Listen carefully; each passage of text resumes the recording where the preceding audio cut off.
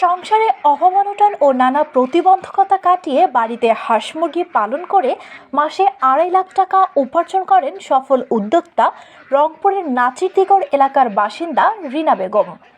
পরিবার সামলিয়ে পরিশ্রম করে গেছেন হাঁস মুরগির যত্নে।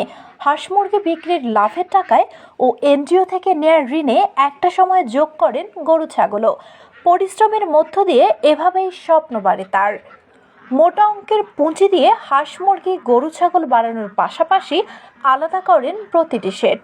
খামার দেখাশোনার জন্য 2 জন শ্রমিকের কর্মসংস্থানেরও সুযোগ করে দেন তিনি।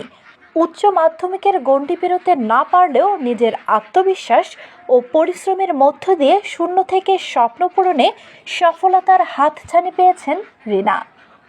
চাকরি করলে তো সময় দেওয়া যায়, চাকরি করলে চাকরিই করা লাগবে। বাসায় বাচ্চা কাচ্চা মানুষ করা যাবে না, সংসার দেখাশোনা হবে না। ওই জন্য আমি চাকরি বাকরি না করিয়ে আমি এই হাঁস মুরগি গরু ছাগল এগুলো নিয়ে আমি আসছি। এগুলোর পাশাপাশি আমার আরও টাকা পয়সাও থাকে।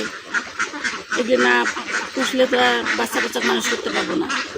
আমার 2 মেয়ে, এখন যে হাঁস আছে 500, এখন আমার বাচ্চা কিনছিলাম মোট 22,000 টাকা দিয়ে।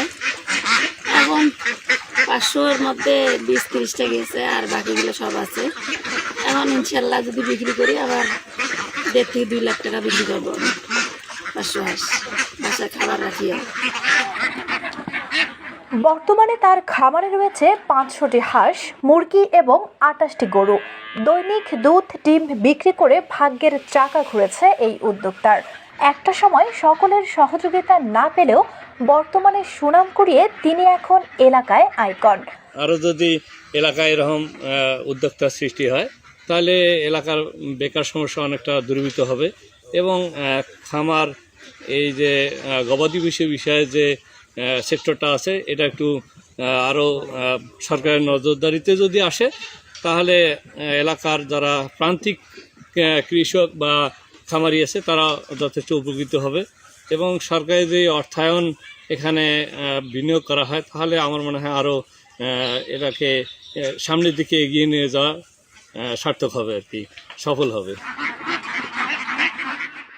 হাঁস মুরগি পালন করে সম্ভাবনাময় এই উদ্যোগে সফল এই উদ্যোক্তা। তার ঝুলিতে জমেছে বেশ কিছু সফলতার পুরস্কার। এলাকায় স্বাবলম্বী হওয়ার পথ সুগম করার ও অনুপ্রেরণার আরেক নাম এখন রিনা বেগম।